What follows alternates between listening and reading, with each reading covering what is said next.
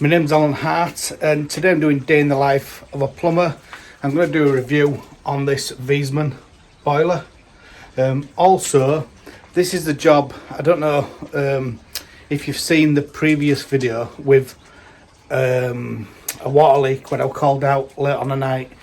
The customer has had this repaired now. The builder wanted to use their own plumbers, so what I'll do is I'll show you that now. I'm just going to drain this system down, check the water in it, and then we're going to put some more inhibitor in just to make sure that it's all okay going forward. So I'm just draining it down at the moment, and I'm going to put some inhibitor in here. If you have a look in my previous video, the water leak one, then you'll see what happened here. I did a temporary repair. I put some speed fit in here, and the builder's come back now, and the builder's sorted this out, put some new pipes in there. They also had another leak in another bit. I'll show you that. They also had a leak in this room as well, and the joiner had nailed through the pipes. Don't know if you can just see there. Pipes behind where skirtings go. So as I say, the plumbers from the builders have sorted the leaks out on that, but because I installed this boiler, the customer wants me to make sure it's all okay and it's got the inhibitors and things back in. So I'm just draining the system down now, and I'm just going to put some F1 inhibitor into this. I've got a towel rail in here, so I'm just going to take the top out on there, and I've got my funnel, and I've got my F1 inhibitor. I've got one of these nice little small ones. These are good now, smaller than other ones, but I've just got one last bigger one, and then I'm going to use these smaller ones in future. So we'll put that into there, and then what we'll do, we'll go back downstairs and we'll have a look at the boiler, and I'll give you my honest review, my honest opinion on the boiler. If you could add some comments below, I'd be very grateful. After we've looked at the Wiesmann, I'll also go down to another job that I've got, and it's a Baxi, and we'll do a little review on that as well.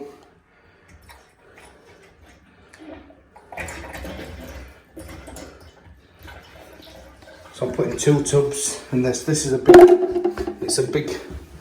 big property.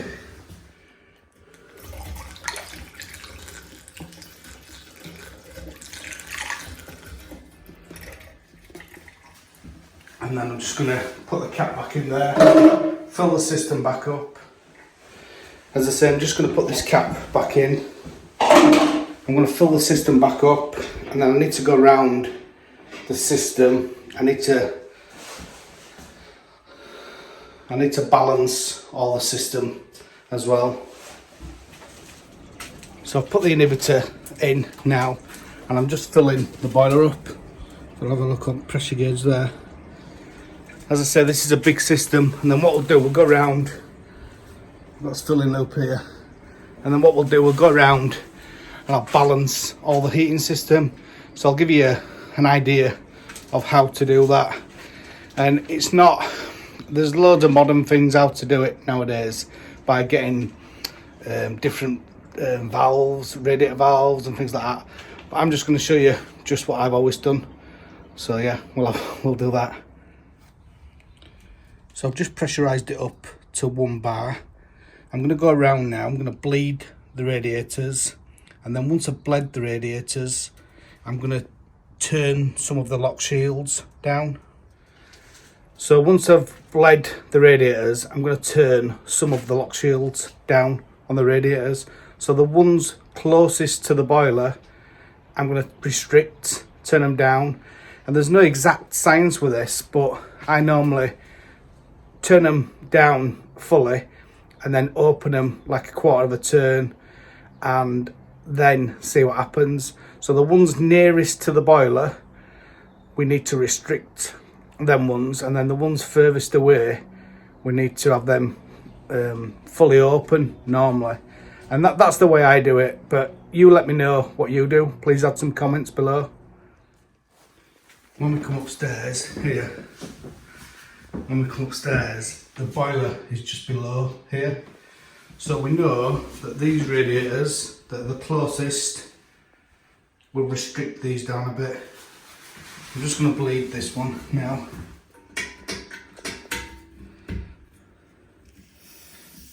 Just get some air out. And then we'll go around all the rest of the radiators as well. What I do to balance the radiators, first of all I'll open the TRV on fully. And then if we go to the other side, go to the lock shield side, take this cap off. And then get your spanner and just turn this down. So this is the second nearest one to the boiler. So again, we're going to turn this down, and this is upstairs, which is more likely to get the heat. So we want downstairs to get the heat. So I'll just put cap back on there now. And what we'll do now, I'll do that on all the radiators. On the upstairs, I want to restrict them as much as possible. The ones that are getting further away upstairs, then I'll leave them a little bit more open. But what we're trying to do, we're trying to push the heat downstairs, because heat will always go, the flow will always go the easiest route. So again, I'm just going to do this one and just turn it down a bit. I've bled a couple of radiators upstairs, and now I need to put some more pressure into the boiler, and then I'm going to go around, bleed some more radiators and do some more of the balancing of the system. I've bled all the radiators upstairs now, and I've also turned the lock shields down on all the radiators upstairs, and then I'm going to do the ones nearest to the boiler downstairs. I'm going to shut them down a little bit, and the ones furthest away I'm going to have fully open. So there's one in the lounge that's quite far away, and it's on small pipe, so that one I'll leave that fully open. And then what we'll do, we'll see how it works. I'll put hot heating on, see how it works, and if any of them upstairs are not working, then I can open them a little bit more and just try and balance it as much as possible. That's the way I do it, and that's the way I've done it for 30 years. As I said, these more modern ways nowadays, and you can start getting thermometers and putting on pipes and all this, and in practice that's never going to happen. You know, somebody might say that they do that, but you do one radiator, and then if you did all the system with the probes and then you went back to your first one, it'd be different, because you've adjusted the flow in all the rest of the radiators after you've done the first one. So it just don't work in practice. I find that how I do it works perfect.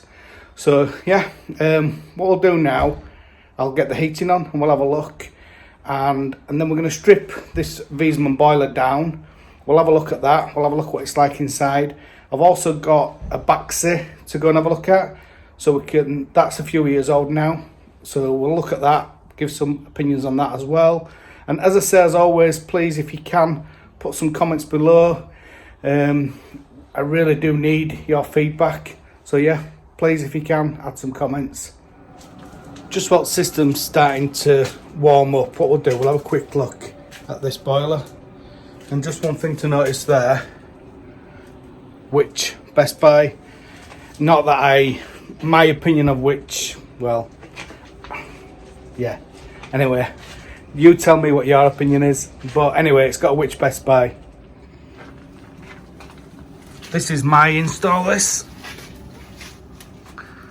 It's got the display on the front of this. So this is a Wiesmann, and it's a Wiesmann Vitadens 111, and it's touch screen on here. And what we'll do in a minute, we'll take the case off, which is just 2 screws, one under here and one under here. And as always, only take the case off a boiler if you're gas safe registered or competent, to do so. It's just not worth the risk. If we have a look at this touchscreen, if we click on the mode there, see it's flashing central heating. Click on OK. Sorry, I don't have a tripod, but we can click that, click OK, and that'll do his temperature. Go back on mode, go down to the tap, OK, and that's your hot water, and you can adjust your hot water, OK, OK on there. And then also, you go into mode, you can go into, this is a bit awkward this, but if we go back into mode, you can scroll down and go into your service mode, so you can do for your analyzer, you can do your settings on that, so it's really good. So if we click OK on there, it's off at the moment, but if we put that up to 100% and click OK, it'll go on to high, and then you can do your analyzer reading. And if you go on to 20, you can go on low, so that'd go on your low reading. Just come back out of that there. Let's take case off and we'll have a look inside. So as always, I'll give you my honest opinion of this boiler. And first of all, the performance from these boilers is absolutely amazing. You'll get 18 litres a minute easily at a good temperature to your tap, so whatever temperature you want to your tap, up to 60 degrees. So they're just absolutely brilliant. How that differs with a combi boiler, with a normal combi, is a normal combi gives you a temperature rise. So if you look on a normal combi, and a normal combi might say 35 degrees. Sorry, I just got a text message came up then. I should put it onto thingy silent mode. Oh yeah, whatever. Put it onto airplane mode. That's what I should do. Yeah. So a normal combi will give you a 35 degree rise, for instance, and you might get a 40 kilowatt, and it'll give you 17, 18 litres a minute, but it's not going to perform as good as this. So yeah, let's have a look at the boiler. If you have a look at boiler, it's got a built-in expansion vessel. I've also put a remote one on as well. That's for central heating, and the remote one that I've put on is also for central heating. The green one there, that's for the water, so that's for the hot water, or for the cold water coming in really. What we'll do now, I'll just take this front cover off here. As I say, it must be gas safe registered to have a look in the combustion cover.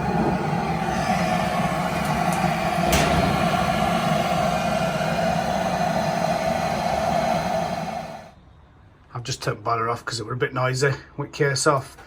So the only downside I would say, in my opinion, and people will disagree with me, is the hoses.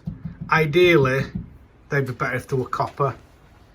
As I say, so ideally they would be better if they were copper, and in all the rest of the 100 range they have now changed to copper. But the boiler's just, the performance is amazing, and on a service each year I can make sure that these are okay, and I can make sure that customer doesn't have any issues with it. But if we look at the rest of it, you've got the stainless steel heat exchanger, which is very, very reliable, proven to be good. If you've got any comments on that heat exchanger, please add them below. It's really, really easy to work on. So you've got your gas valve here, and then your burner door. So it's really easy to work on. The display on the front, as I say, is really good as well. You've got a pump in there, you've got a plate, you've got a diverter. I have done another video on this boiler. What I'm going to do now, I'm going to put this case back on, and I'm going to let all this system warm up, and we'll just check these rads, and then we're going to go to the next job, and we'll have a look at this this Baxi Platinum that's been in, I think it's been in a couple of years now, and we'll see if it's got any issues, and I'll tell you warts and all what I think to Baxi Platinum. So as most people know, I do think the Baxi Platinum is an amazing boiler, but there's some things as well. So what I'll do is I'll show you that as well. So let's go and have a look. So all I'm doing now is I'm going around all radiators downstairs and making sure that they're all working. And if they're all working, then great. And then what I'll do is I'll go check upstairs as well. Just going upstairs now. All the ones downstairs are working fine. I'm just checking these ones now upstairs, and we might need to bleed some of these as well.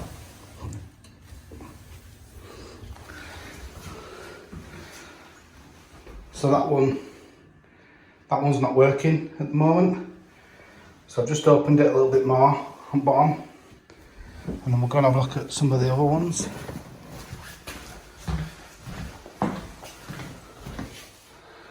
So this one's working, and I'll go around rest at system, and so I'll go around rest at system now, and if there's any of them that are not working upstairs, then I'll just open them a little bit more and then go around and just check it all, make sure it's all working. What you've got to remember is your pump and your boiler will pump the easiest way normally. So you've got to try and balance it, especially when you get to bigger properties. This is quite a big property. So that's what I'm trying to do, balance it all. As I say, you know, put some comments below and let me know how you balance a central heating system. I've balanced all the radiators now in here, and everything's working. It's working really well. What we'll do now, we'll go over to this baxi, have a look at this baxi. I've got a job next week, and it's a job where it's a Wiesmann boiler, and they've had quite a lot of plate heat exchangers installed in it. I've not worked on it before, but they've had quite a few plate heat exchangers. And what I'll do is I'll do a video about that and how we sort it out. So it's a WB1B, I think it might be, and it's got the rubber hoses in it, and I would imagine the system is sludged up. So yeah, so look out for that next week. And if you've got any questions about Wiesmanns and rubber hoses and all to do with them really, just add some comments below in here, and I will try and answer them in the next video, or in the Wiesmann video next week, if I get a chance to do it. So yeah, let's go and have a look at this baxi now. So that's one of the bits for my job next week, and I've got another one there just in case.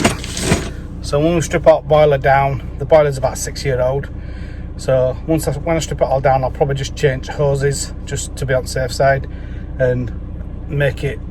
Well, what I'll do is I'll probably take the heat exchanger out, the main heat exchanger, clean all that out, put new rubber hoses on, take plate out, clean plate, power flush all the heating system, and do a really good job for customer. And then hopefully they won't have any issues again with the boiler for a long time. I'll also, at the same time, I'll do a proper service. So I'll take out burner out, and I'll clean out all inside the heat exchanger as well on the combustion side. So we'll clean the waterways, the water side, and also the combustion side on it. Yeah, anyway, I'm babbling on now. Let's get over to this baxi. This is the baxi Platinum. I installed this in 2018, so that's 2 years ago. So what we'll do, we'll have a good look at this, have a look inside. I'll show you some sort of common faults, if you like. But yeah, let's have a look. First of all, what I'll do is I'll take this screw out here, screw out there, just undo them a little bit, and this front cover will slide up. So as always, if you're going to work on boilers, gas safe registered, competent to do so. And like I say in all my videos, very, very important, what we don't want to do is have DIY gas. The whole purpose of these videos is to show that gas is not DIY. So yeah, let's have a look inside this. So we have pluses and minuses with lots of boilers. This, we've got brass components and it's quality, a little bit like the Vogue yesterday.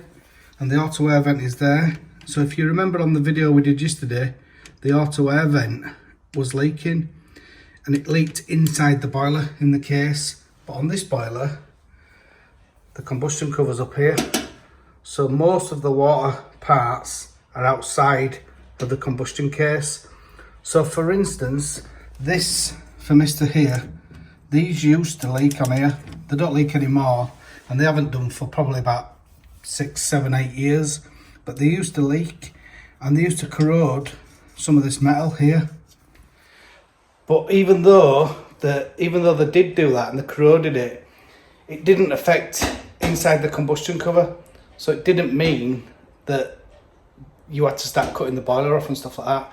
Whereas other boilers, if you've got all your water parts in here, if the combustion cover, if something leaked inside there, then it could rot the case and it would be end of boiler, to be honest. So this is a really good benefit with this.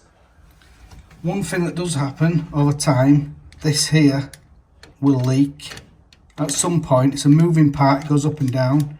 Baxi did have a bit of an issue with these a few years back, and they had a batch of them that leaked. I've only had probably about 2, I think, out of hot boilers I've done. But they did leak. So as I say, they do leak. That's similar to the one in the Vogue. So the Vogue one will leak as well at some point. The difference with this one, if this leaks, as I say, it's outside the boiler, it'd leak down and customer would see it as well, a lot easier than such as the Vogue. And then same with this one, if that did leak, it's outside the boiler. If the auto air vent leaked, that's also outside the boiler. What we'll do now, just undo this front cover off here and we'll have a look inside. As I said, this is 2 years old now. So I've removed the front cover on this, and as I say, it's really easy to work on. The only bit that's a little bit more tricky is this radar valve up there, but all you need to do for that is undo this screw here and one above there, pull that out of the way, and then this drip tray here, you just pull this drip tray forward and then you can get into there, and you can get in really easy. One of the really good benefits with the Baxi Platinum, and I think all Baxi boilers actually, but it has this drip tray, so if water comes back down the inner flue, it'll go down, it'll come down this hose here and it'll go to drain. So that's a really good benefit with these. So that's the Baxi Platinum. I'm not going to show you how to strip this down because I did that on the video yesterday. And the next job that I've got is actually another 2-year-old Baxi Platinum. And as I say, for me, Baxi Platinum makes it a really good boiler, very reliable. One thing I'll show you, I'll just show you the front display on this, because this is where the Vogue is better. The Vogue is miles better on the front display. It's whether you think the front display, whether you need that on a boiler or not. But let's have a look at front display on this one. When people ask what boilers are best, it depends what you want. So the display on the front of this is very basic. You've got pressure gauge, you've got your hot water temperature, central heating, that tells you the temperature of the water. You've got an off on there, and then you've got hot water and heating, turns it on, and then you've got a reset. So it's very basic. So as I said with that, it's very basic, but it depends what you want. As I say on the Vogue, it's brilliant. I really do like the display on the Vogue.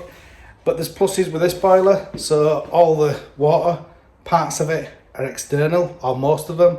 So if it leaks, it's gonna last and it's gonna be better. Whereas in the Vogue, if it leaked inside the Vogue, potentially it could rot the case. But if you get the boiler serviced, which is very important, and this is why it's really important to have boilers, all boilers, any make, any model, serviced every year, because all these things that need to be checked can be checked, and the boiler will then last longer. and that goes for any brand at all, even like your Worcesters and Valents and Intergas or whatever. Make sure you have them serviced. So my next job after this one, I've got another backseat, so I'm not gonna show you that one as well. Just no point. But yeah, that's day in the life of a plumber for today. If you've got any questions, please ask them in the comments below. And thanks for watching.